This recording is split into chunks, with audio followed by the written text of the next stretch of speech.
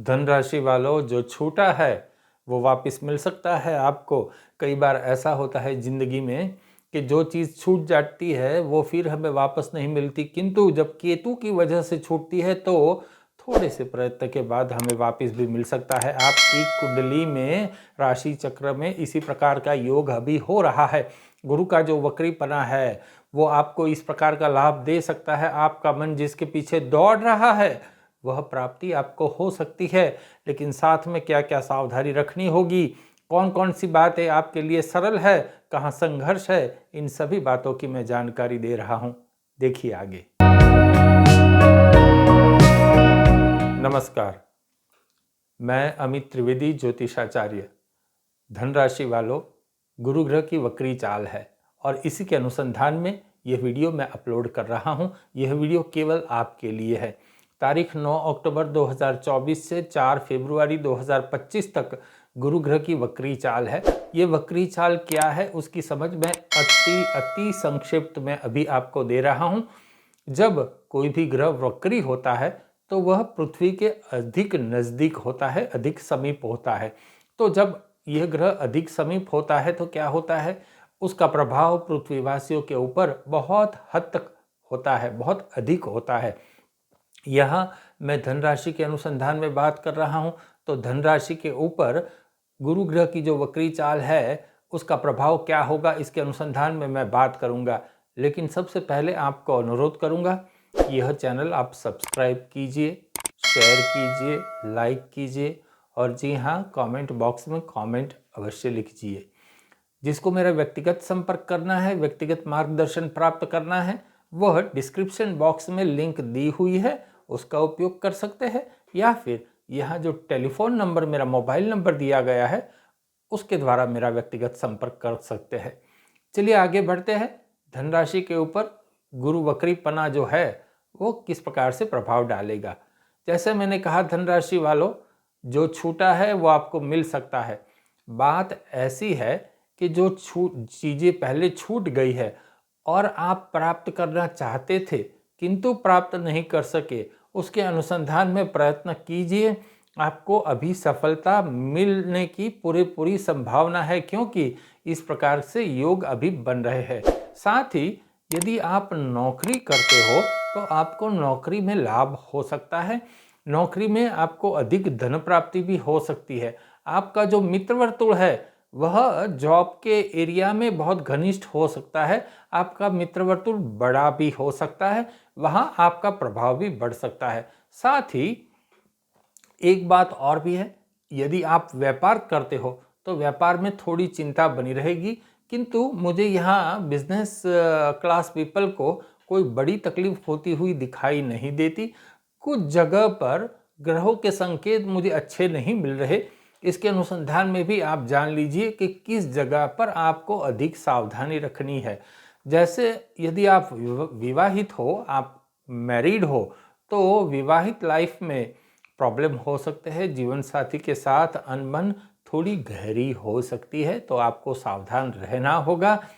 साथ ही आपका बिजनेस है और यह बिजनेस पार्टनरशिप में है तो आपको विशेष सावधानी बरतनी होगी, क्योंकि अगर संघर्ष हुआ तो यहाँ पार्टनरशिप खत्म होने की पूरी संभावना है, तो यहाँ भी आपको सावधानी रखनी होगी। एक बात ध्यान रखिए, आपको जिद्दीपना नहीं रखना है। जिद्दीपना मतलब किसी बात के ऊपर अड़ जाना, वो आपको नहीं रखना है, क्योंकि यदि आप जिद्दीपना रखोगे तो निश्चित जो कुछ भी संघर्ष है वो समाप्ति के आरे पर, मतलब इसकी बात अगर कोई संबंध के अनुसंधान में है तो निश्चित रूप से वो संबंध खत्म हो जाएगा। तो आप सावधान आप बने रहिए और आपको अपने क्रोध के ऊपर संयम रखना होगा। दिसंबर आते आते बहुत हद तक चीज़ें ठीक होने लगेगी, तो आपको दिसंबर तक थोड़ी विशेष सावधानी रखनी है। आपकी मान्यता में भी बदलाव आएगा धीरे धीरे। इस समय जो चल रहा है उसमें आपकी मान्यता में बदलाव आएगा। आप जो कॉम्प्रोमाइज़ नेचर वाले थे, थोड़े लड़ लेने के मूड में आप आ जाओगे, आपके मन में गुस्सा अधिक आ सकता है, तो आपको विशेष सावधानी रखनी है। और आपको ऐसा लगेगा कि जैसे हर कोई मेरे विरुद्ध हो गया है। ऐसी बात नहीं है। ऐसी बात मन में रखते हुए आप किसी से लड़ मत जाना। क्योंकि परिस्थिति बदलती रहती है, तो आप थोड़ा संयम रखिए। साथ ही आपका आरोग्य बहुत हद तक अच्छा रहेगा। अभी मुझे यहाँ आरोग्य में कोई यहाँ क्षति दिखाई नहीं देती, लेकिन फिर भी आपको कुछ सावधानी बरतनी होगी। कहाँ सावधानी बरतनी है वह एरिया भी आप समझ लीजिए। यदि आपको हाई ब्लड प्रेशर है तो इसके अनुसंधान में आपको ध्यान रखना है, सावध रखना है। थोड़ा भी ये मत करना कि नहीं सब ठीक है चलो चलेगा, इस प्रकार की मानसिकता से आप दूर रहना, बिल्कुल नियम से चलना। साथ ही आपको हृदय संबंधी प्रॉब्लम है या एसिडिटी है तो इसके अनुसंधान में भी सावधानी रखनी है। और यह जो सावधानी, विशेष सावधानी की बात मैं कर रहा हूँ वह अधिकतर फरवरी के बाद, और फरवरी, मार्च, अप्रैल, यह 3 महीने आपको अधिक सावधानी रखनी है। साथ ही घबराहट में कोई ऐसा निर्णय मत ले लेना कि बाद में आपको पछताना पड़े। ज़रा भी चिंता मत कीजिए, मन में श्रद्धा रखिए, धैर्य रखिए। आपका जो सोचते हैं ऐसा बुरा नहीं होगा, भगवान में श्रद्धा रखिए।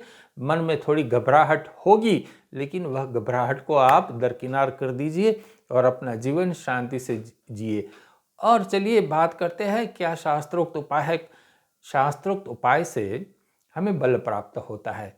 हमको पुरुषार्थ तो करना ही है, किंतु जब हम पुरुषार्थ करते हैं और जब हमें हमारी मंत्र उपासना का बल प्राप्त होता है, अच्छे कर्मों का बल प्राप्त होता है, तो हमारे लिए कुछ बातें सरल हो जाती है। तो इसी प्रकार का कुछ जो उपाय है मैं अभी आपको दे रहा हूँ। धनराशि वालों तो आप इसे ध्यान से सुनिए, किंतु यह मैं पुनः अनुरोध करूँगा कि आप इस चैनल को सब्सक्राइब अवश्य कर लीजिए और साथ ही इसे शेयर भी कीजिए अपने मित्र वर्तुल में, अपने परिवारजनों को इसके अनुसंधान में बताइए। और मेरा व्यक्तिगत मार्गदर्शन यदि आपको चाहिए तो डिस्क्रिप्शन बॉक्स में लिंक है, उसके ऊपर क्लिक कीजिए, या तो फिर यहाँ मोबाइल नंबर दिया गया है, उसका भी आप उपयोग कर सकते हैं। चलिए बात करते हैं। एक सरल मंत्र मैं आपको दे रहा हूँ और वह सरल मंत्र है श्री राम जय राम, श्री राम जय जय राम। यह मंत्र की एक माला आप अवश्य कीजिए। बहुत सरल मंत्र है। अधिकतर ऐसा होता है जब हमें कोई सरल उपाय देता है तो हमें ऐसा लगता है कि अरे इससे क्या होगा, ये तो बहुत सरल है। और यदि कोई आपको ये बोल दे कि ये तो भाई बहुत गंभीर परिस्थिति है, आप किसी दूर इस दिशा में एक नदी में जाओ, 3 डुबकी लगाओ, गीले वस्त्र से बाहर आओ और फिर वहाँ बैठ के ही माला करो, तो आपको ठीक लगेगा, नहीं हाँ ये ठीक है। ऐसी बात नहीं है। एक सरल उपाय आपके लिए है। आप अपने आप को भाग्यशाली समझिए कि आपके लिए एक सरल उपाय यहाँ उजागर हुआ है। श्री राम जय जय राम, इस मंत्र की एक माला आप कीजिए। आपके रास्ते सरल होने लगेंगे, कठिनाइयाँ दूर होती हुई दिखाई देगी आपको। आप श्रद्धा रखिए। और एक उपाय है, रात को सोते समय, मतलब बेड में लेटे लेटे आपको यह मंत्र जाप करना है मन में या औष्ठिक उच्चारण से या ऐसे बोल के। इस प्रकार से भी आप इस मंत्र का जाप कर सकते हैं। आसन पे नहीं बैठ सकते कोई बात नहीं, पथारी में आप अपने बेड के बिस्तर में लेटे लेटे आप यह मंत्र जाप कीजिए। और यह मंत्र है रिम ओम नमः शिवाय रिम। इस मंत्र का आप जाप कीजिए। यह मंत्र जो है मैंने डिस्क्रिप्शन बॉक्स में लिखे हैं ताकि आपको उच्चारण में कोई तकलीफ न हो, क्षति न हो और आप शुद्ध मंत्रोच्चार का बल प्राप्त कर सके। मित्रों, हम इसी प्रकार से शास्त्रों की बातों से जुड़े रहेंगे। ग्रहों का अभ्यास मैं आपको बताता रहूँगा और आपका जीवन कैसे सरल होगा इसके अनुसंधान में उपाय देता रहूँगा। चलिए नमस्कार।